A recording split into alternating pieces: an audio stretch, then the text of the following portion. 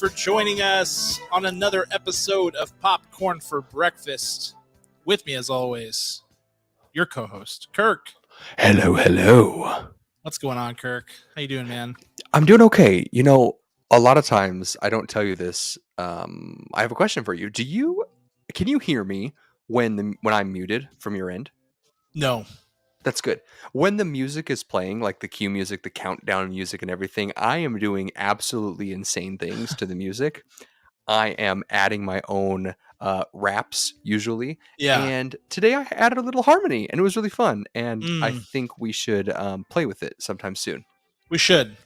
I, for one, am glad that I did not hear it because we used to have a setup like that where, like, I don't know exactly how we had it rigged up with like the way we used to record podcasts before we were doing videos and stuff like that. But for whatever reason, like if it was muted on the audio that was going into the computer, we could still hear each other. Yeah.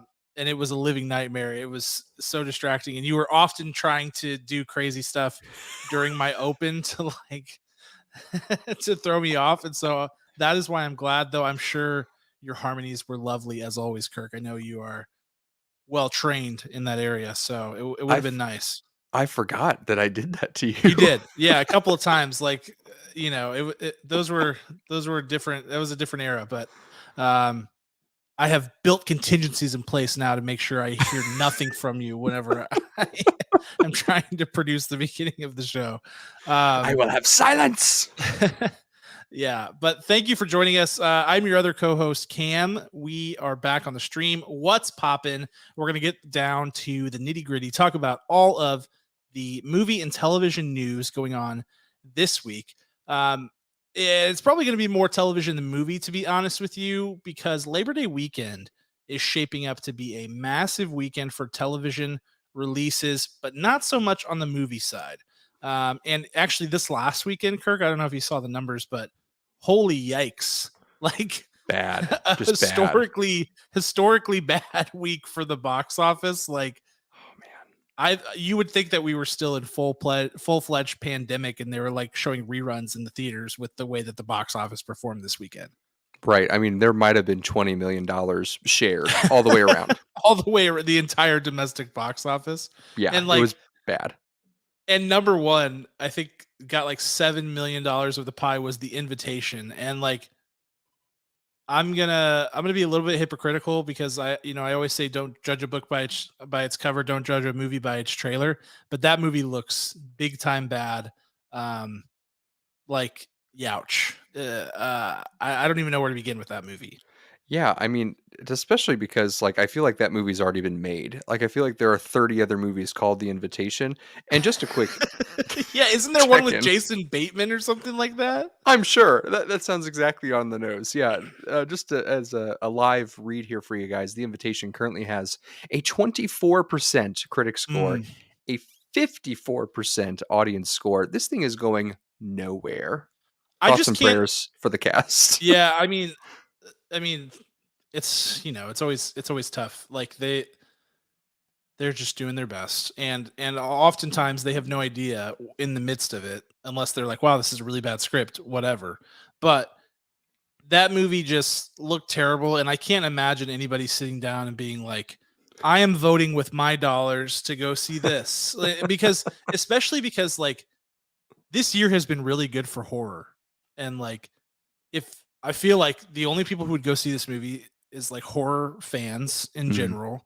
And they've been so well fed this year that it's like, why do you feel the need to go see like a crappy horror movie that looks like so run of the mill, like with a plot that's so washed out, like it's been done a zillion times? I don't know. Anyway. It has. There's probably like 3 more movies like that on the way this year. Seriously. And the fact that they tried to like squeeze that in, man, I just got this feeling, this nostalgic feeling of picking up the newspaper from my parents' cold hands and because they were always cold. Because they were always Okay. mad. Okay, here we go. I was like trying to figure that out. I was like, are they dead? What's happening? They're alive. They're alive. And peeling back the entertainment section and then giving them back the rest of the sports and the business and the statistics and the stock market and saying, where is the local movie theater? What are they playing? And thumbing down and seeing the invitation and scoffing and moving on to the next one. That's the kind of feeling I have that I hope people had while they were scrolling through their phones, or if they approached the movie theater without an idea of what they had. I don't know Yeah. if that still exists, but yeah, that's I just got this like deep deja vu here going on. It's very tingly.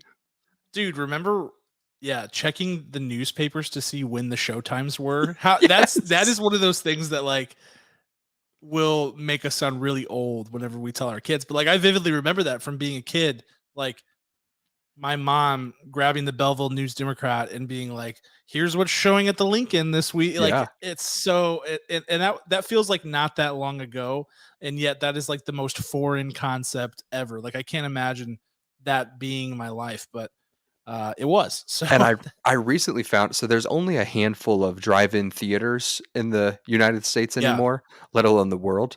And our local one being one of, I think, one of two of the oldest in the United States, yes, uh, correct. it it absolutely does that. They don't really have a fantastic website, unfortunately, but they get great turnout, and they post. The owner posts like all the times on Facebook. He Yeah, says, "All right, guys, here's what we got.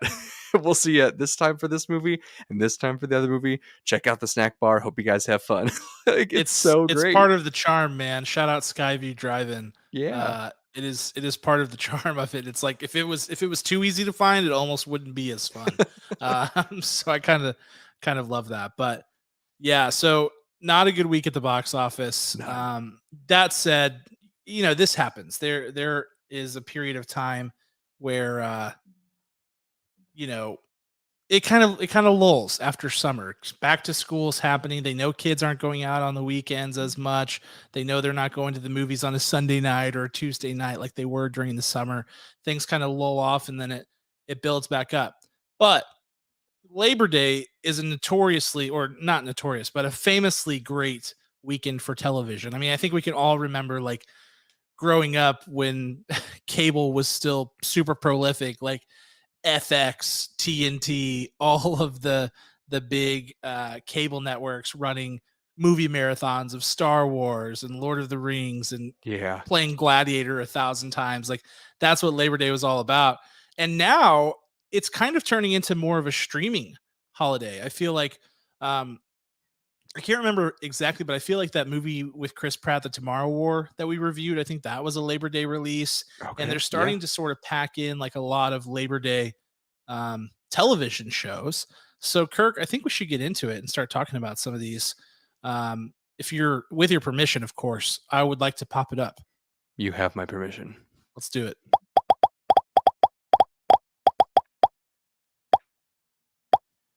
All right. So, the big one, I mean, the big one is, of course, the new Amazon Prime Video series, The Lord of the Rings, The Rings of Power. This is the one that's dropping this Friday. Um, this is the most expensive television show of all time.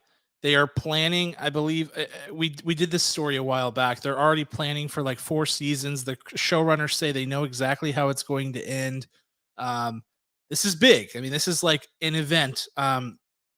It's the first thing we've really had in the Lord of the Rings universe since the Hobbit trilogy, I guess, which it wasn't really a trilogy because the last movie was 2 parts, but basically they turned one 300 to 400 page book into 4 3-hour movies somehow.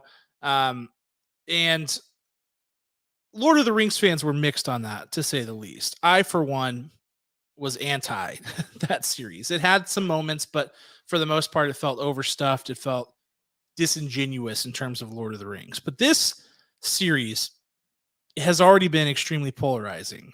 The early trailers and set photos and things like that have been released by Empire, they always do like the exclusive first look type of images, have really struck a chord one way or the other with fans and prospective fans of this series. And even if you go on social media right now, you can't see a post about the Rings of Power without a huge mix of different reactions on Facebook with a bunch of laughing emojis and a bunch of hearts. It's just very polarizing. But this series drops this Friday. Kirk, I know Lord of the Rings isn't your thing, but you've got to sit with this. You've got to sort of watch all the materials. Where do you sit on this series as we're now, 4 days away? Yeah, I've got to kick my butt in gear. I am halfway through the second film, The Two The Towers, Two Towers, yeah. and Some would say the best film. yeah, it's going okay. I Well, here's what I hope happens. Let me say that. Here's what I hope. I hope that I start the episode of the Rings of Power and I am just so sucked in to that world that it lights a fire into me to finishing the original films. I don't know if it'll have that effect, if it's possible, but that's what I'm hoping for. I don't know why that is. For me, it's difficult to watch those original films, and I have no reason why, no reason whatsoever why, but I need something as a catalyst to get me excited, and I'm really hopeful that episode 1 does that for me. I would be lying if I didn't say that those words are like a knife straight into my soul, Kirk. So I'll just put that out there. But I mean, in a way, I can understand. It's one of those things where it's like,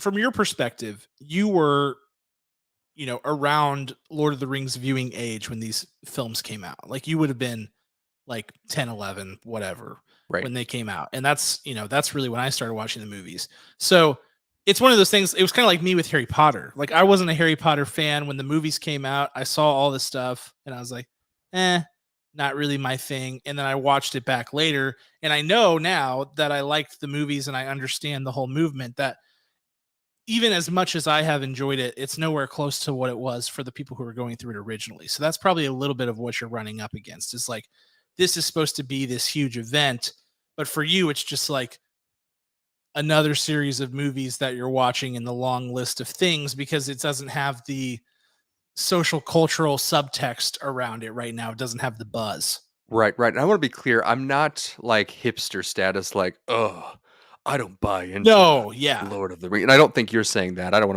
to make that yeah, clear for the listeners is that while I'm not like a passionate fan, because I'm not aloof to it. yeah. And I'm positive and knowledgeable that it is a great piece of cinema, Uh even huh. though it is not something that makes me run to the theater for. So Well, here's the that's where I thing. stand. It's not for everybody. I think that's Mhm. fair. Like a lot of people think that it just is, and they're like, "Oh, you haven't seen the Lord of the Rings?" And I get that to an extent. It's because it was major event cinema. I mean, the fact that they were all three nominated for Best Picture, third one won Best Picture. It's a it's a huge milestone for a fantasy adaptation to achieve. So I get like why people are surprised when people haven't seen it, but it really truly isn't for everyone. The fantasy genre in general just isn't for everyone. There are people who just cannot get into it. And depending on the era and the characters, like some people just don't have a connection to it. But Right. I This think will go change it ahead. all. I'm sure. I'm positive it will change it all, Cam. And I I will think it be will. I think it will light a spark in you if it's good because it's it's new, it's fresh. People will be talking about it.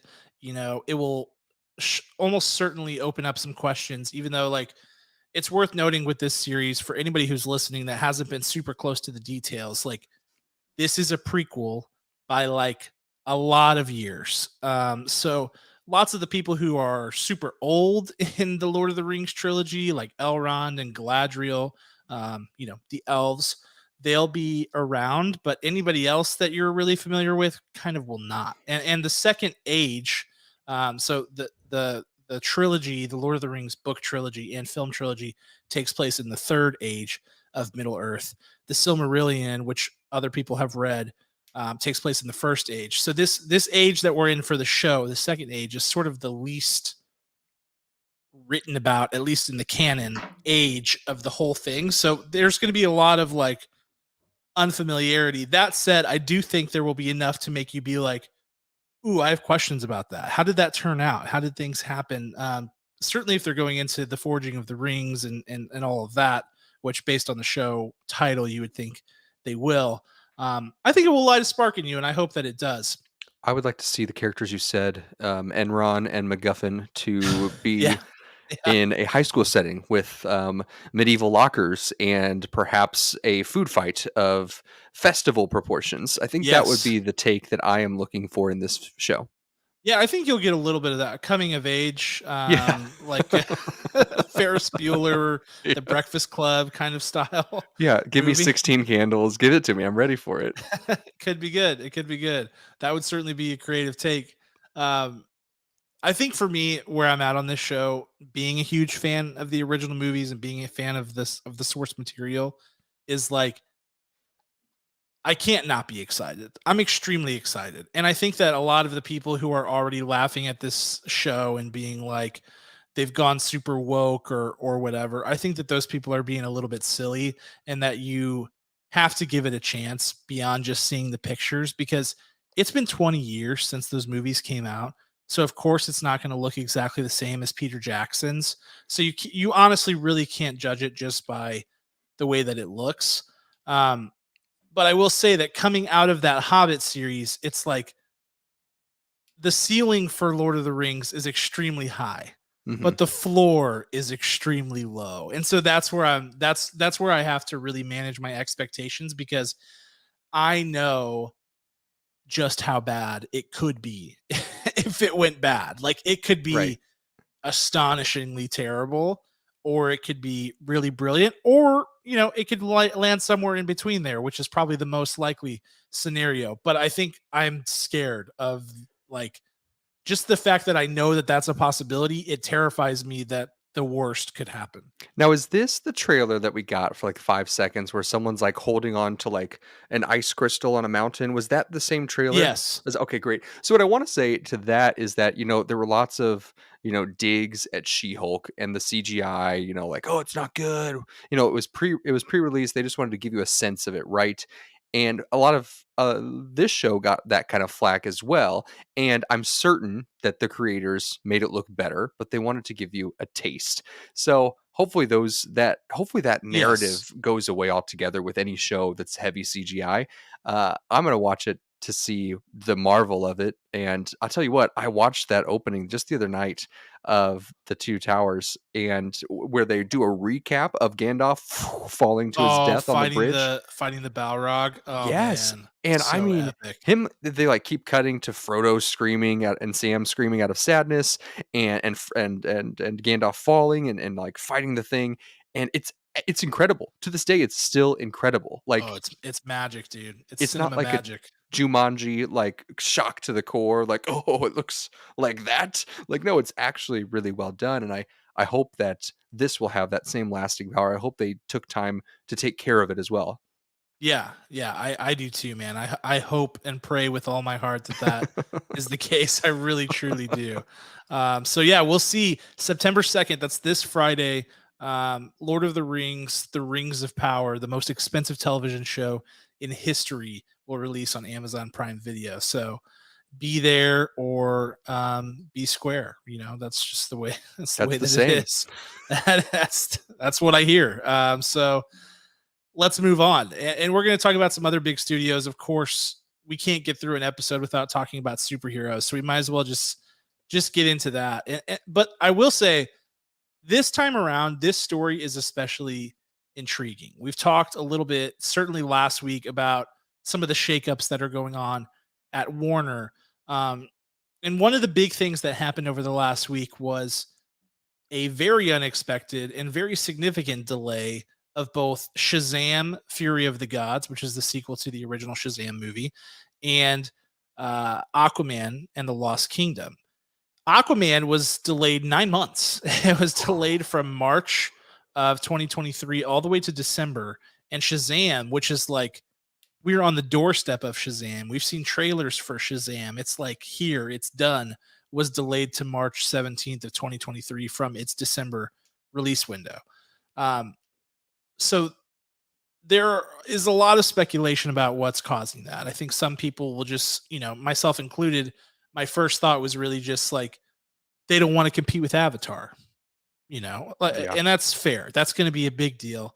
They're going to market, Disney's going to market the absolute heck out of that movie and make sure that it does really well, and it will do really well. Um, but in light of some of the stuff that's going on with Warner, it does make you wonder if there are bigger shakeups going on. And then we got the news that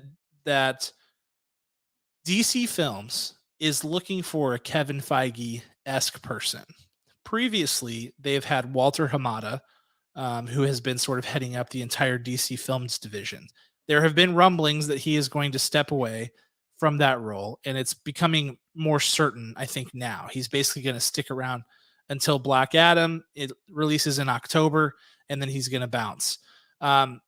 Which, if ever there was a time for a gap, that would be it then, right? So maybe that's the reason they push these movies. And the rumor is, Kirk, that Dan Lin, who is a very well known and very successful producer in Hollywood. He's the head of Rideback Film and Television Company. He is being the one considered for this Kevin Feige role to step into the shoes of Walter Hamada. Looking back at his credits, a lot of what Dan Lin does is family type movies and also like big, I don't know what you would call them, like flagship tentpole like movies. So like Godzilla versus Kong. And he's was responsible for the Lego movies and the Lego Batman movie. Lots of family movies. And it's extensive. Like his list of things on IMDb that are in some stage of production right now is insane. Haunted Mansion, Lego Batman 2, Sherlock Holmes 3, Inspector Gadget, Aladdin 2, Lilo and Stitch, Avatar The Last Airbender. I mean, these are huge franchises, huge IPs that he's behind. And now there are rumors coming from the Hollywood Reporter that he may be stepping in to the shoes and filling the Kevin Feige role. Kirk, I want to get your thoughts on this. Is it good news, period, that we're getting anybody new at the top of DC Films? Or based on, anything we know about Dan Lin or anything we know about what's going on with Warner, like basically how are you feeling about this? Yeah, it's always good news because you need an outside source to do some quality control, not to come in and yell at the people, telling them that they've done a terrible job thus far. He needs to come in and say, listen, you guys have a product and it needs some help. And maybe there's some politics to that. I'm here. I have no attachments, but I am getting paid to be here, and I just want everything to be good. And I want you guys to feel good about your quality that you punch out, your content that you punch out. That is exactly the right move that DC and Warner needs to make right now. And I hope that's the role they take. I hope they don't say, hey, Dan Lin, we'll pay you, but this is what we want to do with you. I hope it's like, hey, Dan, we saw what you did with XYZ successful products, and we want you to do it again. Just full reign, button up everything, change what you need to, delay what you need to, reshoot what you need to. Let's go. And if that is the behind the scenes stuff, then we're in a really good spot because sometimes with any company, like let alone a film or entertainment business, let alone a regular, just a regular business needs someone to say, hey, look, I like what you're doing. There's good heart in this, but what about this, right? And you just kind of boop, veer them in the right path of what needs to be there. So I'm all in on Dan Lin. And I mean, I wish it would have been us, but if it doesn't work out for him, I still think we could step up to the plate. But otherwise, I'm a big cheerleader for Dan Lin. Yeah, resume submitted, follow up emails sent. We'll keep our foot in the door as best we can. Yeah. But if it's gonna happen to anybody, it might as well happen to Dan Lin. I'm just saying. No, but I think for me, I'm excited about this. You look at his list of credits, and it's always different when you're looking at a producer versus a director. Keep that in mind. Yes.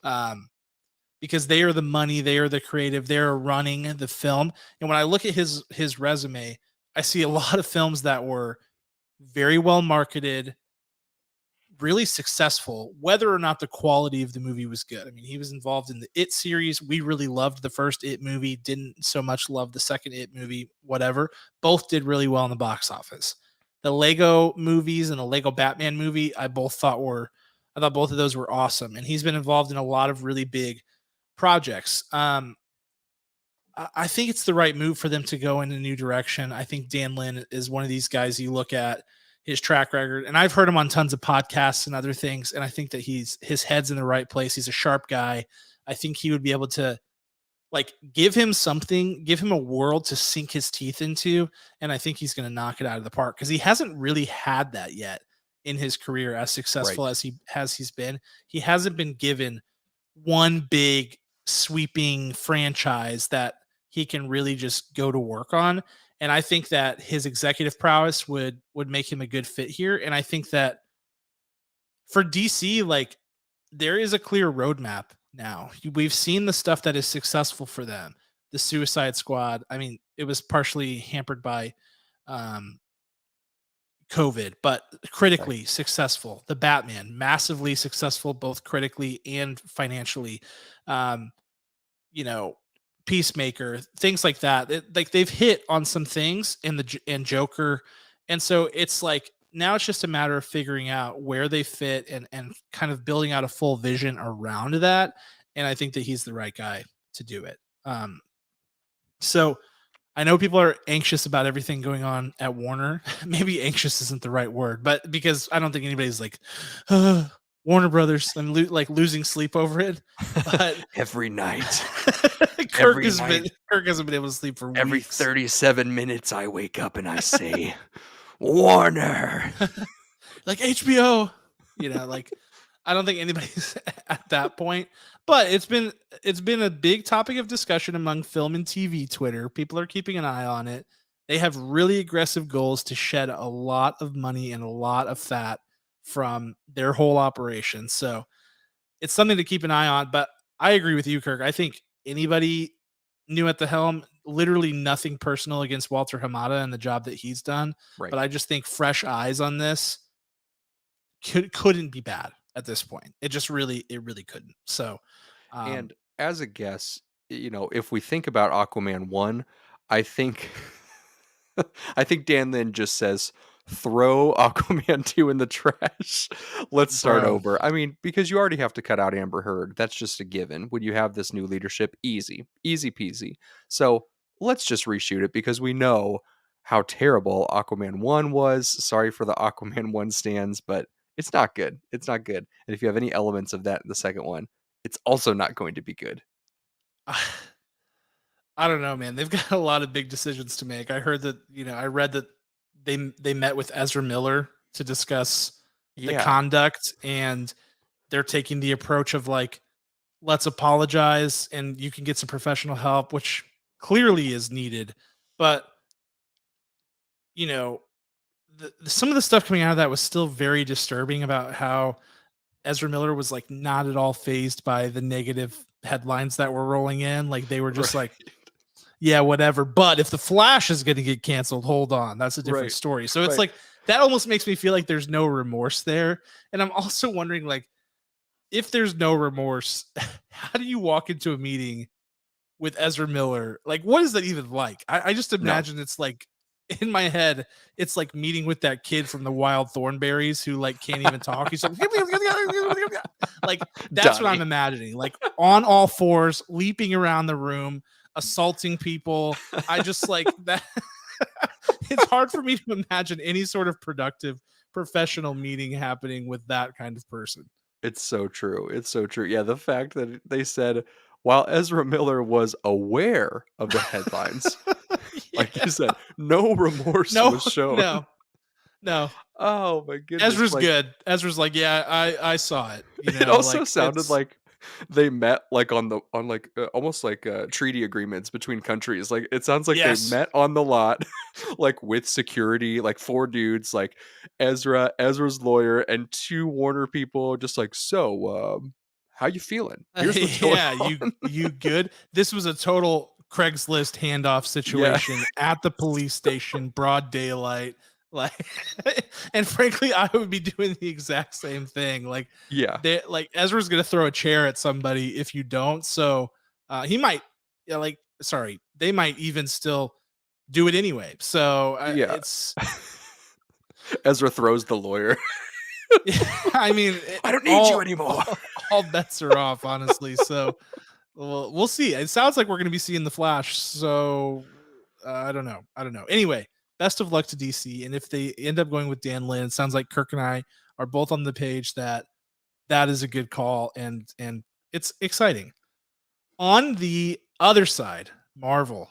Um, Ever since there was a shakeup on the Fantastic Four directing front, there have been huge questions, and there have been rumors about who would be brought in to helm the Fantastic Four. There were rumors that, you know, big giant directors were being considered, and there's of course casting rumors all the time. It's just like everything around Comic-Con and everything was about Fantastic Four.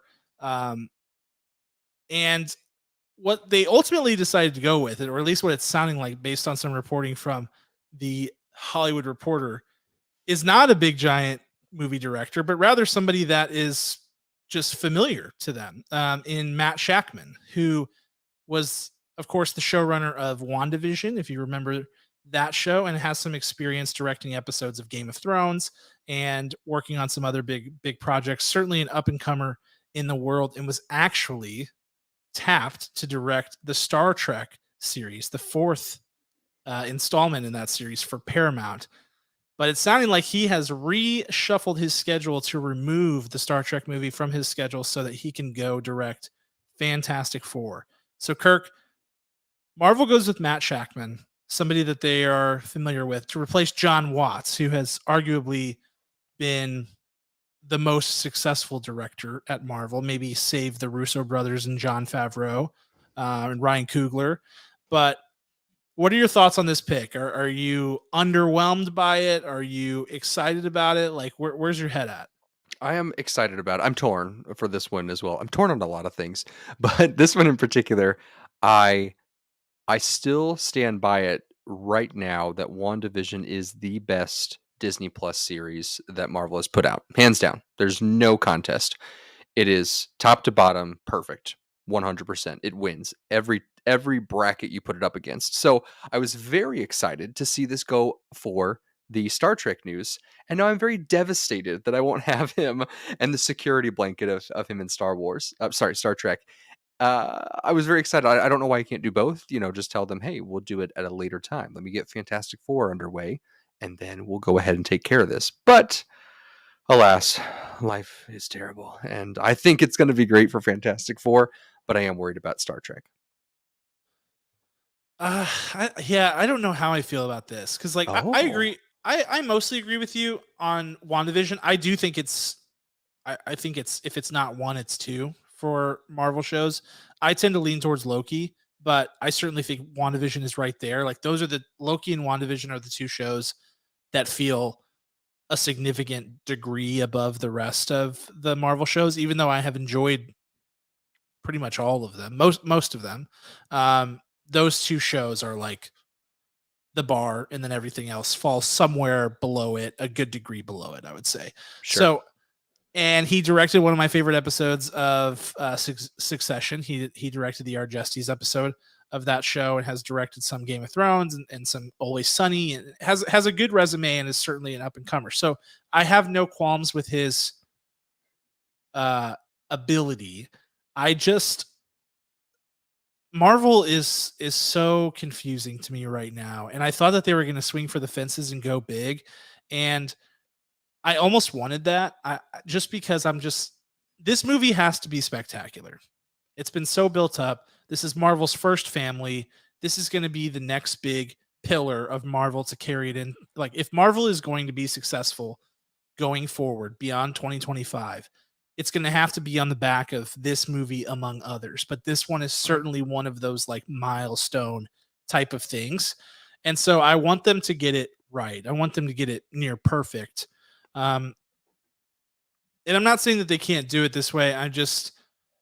It would, I feel like, to me, if they had gone with somebody who was like a heavy hitter, like somebody who's known, who has helmed a lot of big stuff in the past. I don't know who that would be. Almost like a James Mangold, or Sam not a, Mendes.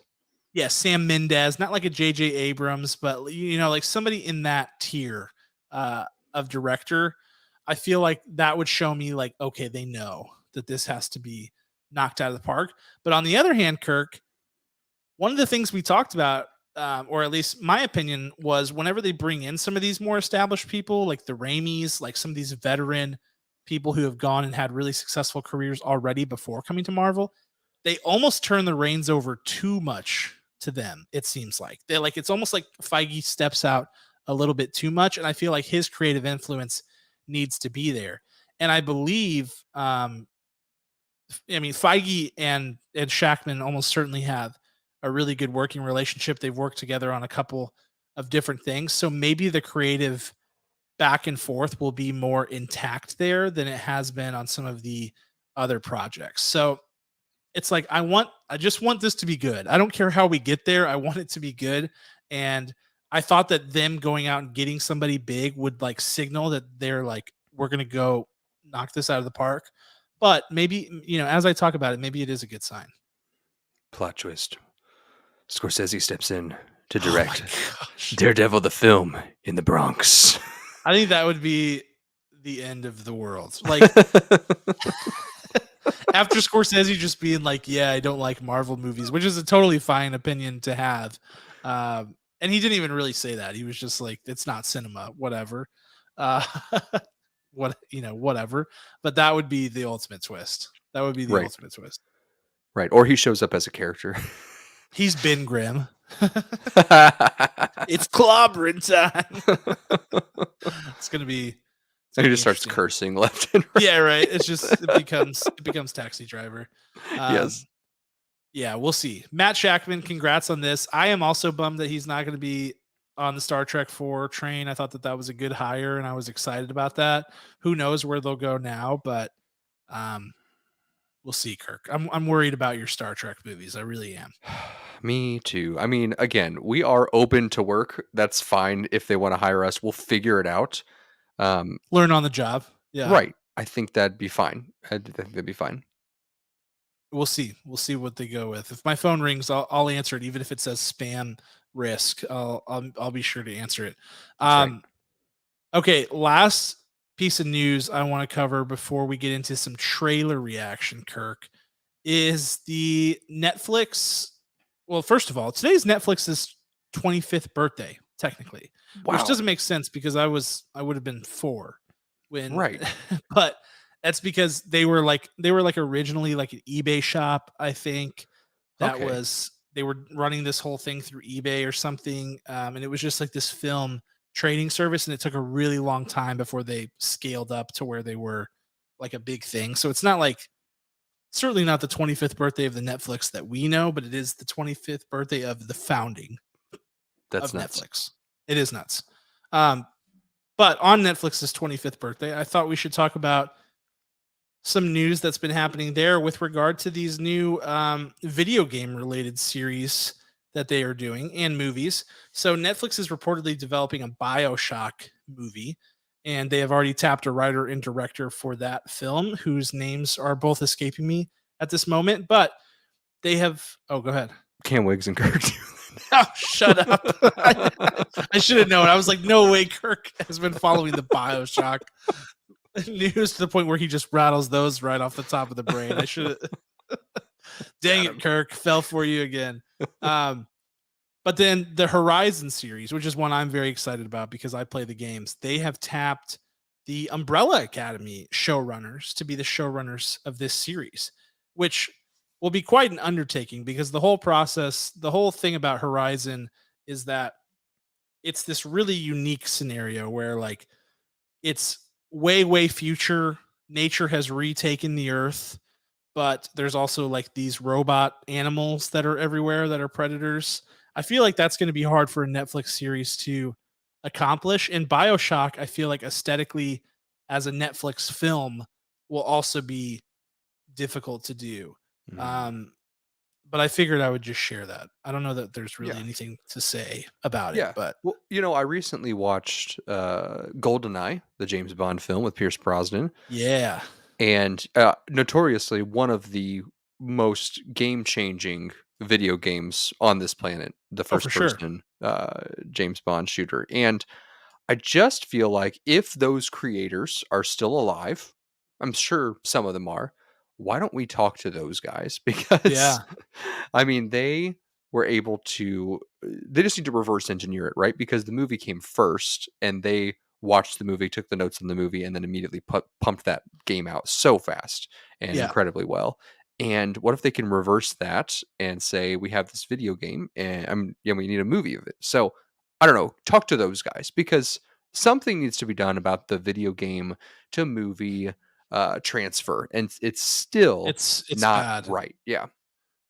Like, surely one of these one of these eventually has to hit, right? Like, it's just Hmm. a matter of time. Like, they can't possibly make 5,000 terrible video game adaptation movies. Like, eventually they're gonna get one right, and, like, maybe television series is the way to go. I mean, they were, like, kind of close with The Witcher show that had Henry Cavill, but it still wasn't that great. Yeah. Um, it's and so that felt closer to the formula that you need to successfully adapt a video game. I don't know. It's hard to know because even some of the best video games have been adapted into something that has just been horrible. But I don't know. It just feels like a law of averages, right? Like, eventually one of these has to hit. And Yes. I would love for it to be the Horizon series or the BioShock movie, to be honest. But uh, I don't know. I don't know. It's the Netflix portion of this that is actually making me nervous about it, Yeah. honestly. It's going to be absolutely the most unexpected, like the Simpsons Sunday Drive or Taxi Driver. When they adapt that, yeah, it's gonna be like, this is the one. This is the thing that everybody loves. Like, oh my gosh, this is incredible. Yeah, like Rocket Or League, the TV series. Like, 1080 degrees, that N64 game. I only know N64 games from a brief period of time. yeah. Well, me and my wife have been obsessively playing Stardew Valley, which is like a Okay. farm. It's like like a pixelated 2D farm simulator game. Uh-huh. Um, it's massively successful. We played it for the first time like 4 years ago, and then recently picked it back up again. That could be a show because Yeah. that's like it's like the whole plot is like new person moves into a town, inherits a farm. We bought Everybody's a like farm. openly hostile, but then they like take over, like they slowly build it up. And I don't know, it could be very wholesome. It could be a network television show, I guess is what Yeah. I'm trying to say. You just take elements from We Bought a Farm and Disney Channel original movie Horse Sense, and I think you got a home run There you right go. there. That's a smash hit. Yeah, it could be good. But we'll keep an eye on these. I think it's interesting. I'm rooting for them. I hope that it does well. All right, Kirk. Before we talk about what to watch for and everything that's happening this weekend and in the immediate future, two new trailers came out that I have to draw your attention to. Let's start with the lesser of the two, in my Okay. opinion, which is Disney's Pinocchio trailer. Yeah. And I think that the reason that this trailer is so interesting is, first of all, this movie comes out September 8th. It comes out next week What? on Disney What? Plus. So it's a Disney Plus release, which I don't think everybody is grasping. Like, it is releasing on Disney Plus. It is not going to theaters. And it comes out next week on Disney Plus Day, which is I guess Thursday, September 8th. Um, which is the second year that they've done Disney Plus Day. But in this trailer, what we really got to see was Pinocchio himself, Yeah. which is something that we sort of missed from the original trailers. But he's out here, like, as you can see if you're watching on the stream, he's dancing around, he's doing his thing, he's acting very puppet like, and I thought that that was interesting because he looks, in my opinion, kind of fantastic. Like, I think Yeah. he looks really good. Um, but this movie also revealed, at least in my opinion as well, this is another shot for shot remake, Kirk, isn't it? That I can't tell. That I cannot tell. There I are a feel like lot it of is. I like that cat the shot of is it Figaro still in Figaro, this? yeah, yeah. I mean that the fireworks, a lot of it looks very familiar. It should not be shot for shot, but No, it it shouldn't. looks like it's leading that way, unfortunately. I am so my brain is pretzeled about this movie. Like, this trailer broke me because on the one hand, I hate Pinocchio. I hate the story. I don't like anything about it. I liked it as a kid. Watching it back now, I'm like, I hate Pleasure Island.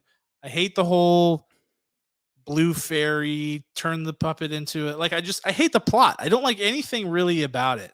And yet, and yet, Kirk, this is now intriguing me. This now like it looks at least visually pretty dang good. Yeah. And even though even though I'm not really interested in the live action remakes, I've traditionally been a staunch opponent of them. I am like kind of excited to watch this.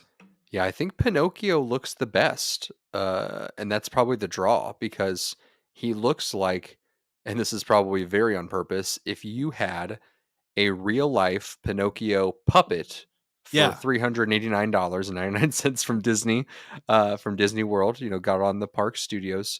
Um, I think that you would love that. I mean, he looks absolutely adorable. I want to snuggle with him.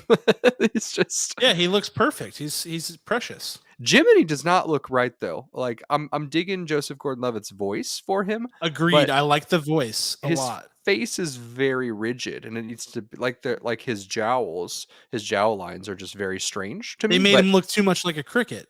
It's right. like if you're gonna make like the perfect adaptation of Pinocchio, do the same thing to Jiminy. Like I know that he's in a real world environment and whatever, but like he looks too crickety. He really Right. does. He looks too much like a bug. We need to not feel like he's a bug.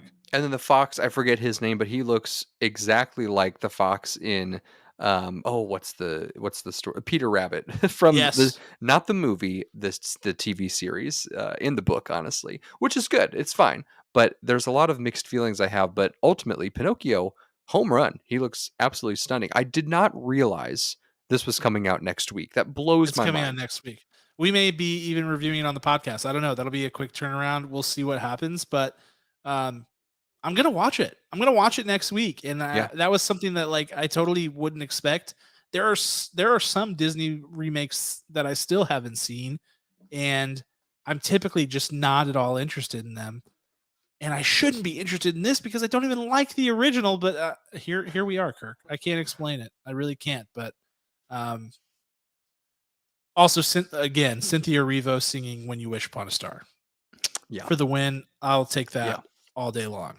Okay, now for the real trailer, the one that took the internet by storm today, and that is the trailer for Weird, the Al Yankovic story, starring Daniel Radcliffe as Weird Al Yankovic himself.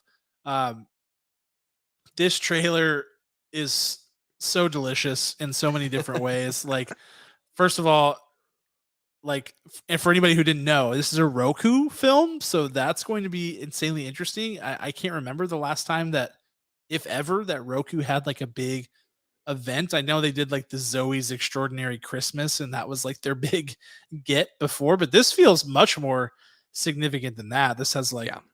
a legit cast. It looks like a legit film, so we will see. But what I love so much about this trailer, Kirk, is the whole. I've been wondering how they're going to go about telling this story, but the way that they have decided to go with it is the only and most perfect way to do it, which is that he's a guy who writes parody songs, and this movie is effectively a parody of his life in Yes. most ways, or at least a caricature of his life. What did you think about this one? Yeah, I love the line where he says, I've only ever dreamt about writing music of other people's songs and changing the words to them. Yeah, It's perfect. Yeah, my biggest question about this is that is it only releasing on the Roku channel or will it have a theatrical release as well? I don't believe it has a theatrical release, Kirk. Oh, what a travesty because look at it. It looks so good. It looks so good. Like it's so absurd and wonderful, but Daniel Radcliffe is giving his all. It's the perfect casting all around. Super glad to see Rainn Wilson in something this exciting that, he's done some, strange things since The Office, and this will be quite the home run, I feel like. Top to bottom, this trailer just gives me such excitement, and I'm so thankful I have a Roku television so I can watch this premiere when it comes. Yeah, I'm stoked about it. This is such an interesting thing to me, like from a business perspective. Is Roku Does Roku have the ability to continue to create films to drive subscribers to their devices? Like, is that an actual business vertical they want to go into? I mean, seemingly, otherwise, why do this at all? But this movie is going to attract people. Like, I feel like anytime we've posted about it, it's buzzy. People like it. They like the way it looks. They like to see it.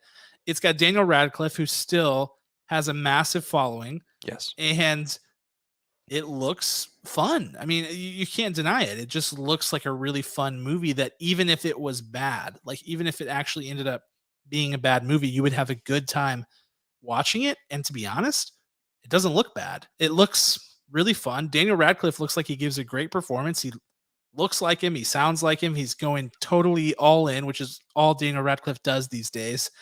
And yeah, I'm bought in. I'm bought in on it. This is going to be much like Weird Al's, UHF and Oh, all of his dude, content. UHF is freaking legendary. Like I've showed that movie to so many people who have never seen it, and it's just, I mean, it is an all timer. Yeah, it's just gonna become this film is already iconic, I feel like, it'll be great, and I will be devastated if it doesn't get a theatrical release. Because imagine getting to go into the theater and, Daniel Radcliffe is up there as Al Yankovic, and he starts singing, everyone's favorite songs, like, can you imagine? There could be sing-along events. In fact, if we need to get the rights to this right now, so we can hold a sing-along event when this film comes out. Yeah, it's I can't wait. Like at the very least, if you don't own a Roku, like start calling your friends and be like, whose house can I come to on November 4th to check this out? That's whenever Weird, the Al Yankovic story, will be streaming November 4th on the Roku channel only, Kirk, unless somehow it gets, I mean, I know it was a Toronto International Film Festival selection and has gotten some festival play. So you would think it would get a theatrical, but hey, stranger things have happened. Coda didn't get a theatrical Yeah, release. There are lots of true. movies that are really good that just don't. So we'll see. But I have extremely high hopes for this movie now. I feel like. Same, Alrighty. samesies. Moving along, let's get into what to watch for, and then we'll get out of here.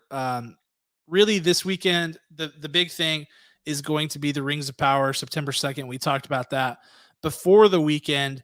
You've got She-Hulk episode 3, which, by the way, the reason I'm even mentioning that, because you're like, episode 3, who cares? There's meant to be a post-credit scene that is supposed to be pretty impactful, in terms of, maybe not in terms of plot relevance, but something that anybody who has seen it, like the people who get to watch ahead, have been like, hey, make sure you stick around for the post credits. So That's right. that That's right. is coming this Thursday. And then the other thing that's releasing September 2nd, is Elvis. And if you go and watch that film on HBO Max this weekend, be sure to swing back around and listen to our review of it. Full with Kirk's got the wig. He's back. It's me. God, no. It's me, Elvis. Hey, everybody. Make sure you check out my release on HBO Max. I know they're shaking things up over there at Warner Brothers, but make sure you see me in all my glory on September 2nd. Oh, You good? I got it out of my system. Okay, good. That's good. I was trying to drive people to the YouTube channel, Kirk, whenever Elvis arrived, which is unfortunate. He has thwarted me yet again. Um, anyway, we reviewed that movie. Go watch the movie on HBO Max, then come listen to our review either on the podcast or on YouTube. And maybe if you don't, I'll have Kirk subject you to his Elvis impersonation yet again, even though it is a pretty good one, I have to admit. Thank you. Thank you very much. And then here's what we're really excited about, me and Kirk specifically. National Cinema Day is this Saturday. Look wherever you go to movies, if it is a chain or even if it's not, like thousands of cinemas all over the United States will be celebrating National Cinema Day Saturday, September 3rd. That's this Saturday.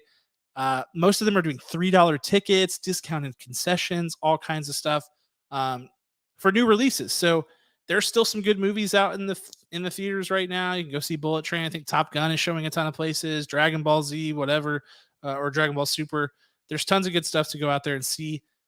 Jaws is back in theaters this weekend. Spider-Man No Way Home is back in theaters this weekend. What about Morbius? Is it the third release of Morbius It for should $3? It should be Morbin time, Kirk. I think $3 is highway robbery for that one, but you get $3 if you see it. They're like, and then please. You can have a double feature and spend it on the next movie you actually want to see. You can go see Spider-Man afterwards. But yeah, so if you don't go to the movies because it's expensive, because it is, let's be honest. Like let's just put that out there. It is expensive to go to the movies. That's just a fact. And totally understand people who don't because it's cost prohibitive. This weekend, it's not. So go check it out. Have a great time. The cinema is still awesome, still fun. You'll have a fun time with it. And then finally, the thing that I'm most excited about this weekend is Rick and Morty. Season 6 kicks off September 4th, which is this coming Sunday. And you get the day off the next day, so you can stay up and watch it on Cartoon Network, Adult Swim. So it'll be a good time. How many episodes is it? It'll just be one on Sunday, I believe. Sometimes they've done 2, but they do week-to-week releases. Yeah. Okay, gotcha. I was just imagining, what if they gifted the world with the whole season? I wouldn't see you. Oh, it'd be amazing. 3 days. No, I'd be gone. I'd be gone to the world. It would be epic, though. All right. Anything else, Kirk? Anything I missed? No, that is everything. You nailed everything. We popped it up. We talked for a long time about good stuff. Lots of good stuff going on out there. We know the movies were not big this week, but TV is as big as it gets right now. Make sure you watch The Rings of Power this Friday on Amazon Prime Video. We will be there watching. And until that time, I want to give a special thanks to our executive producer, Ryan Spriggs, as well as the band Rhetoric, who created our original music, which you're hearing now. We will not have a review episode this week, so we will truly see you next week. Talk to you then.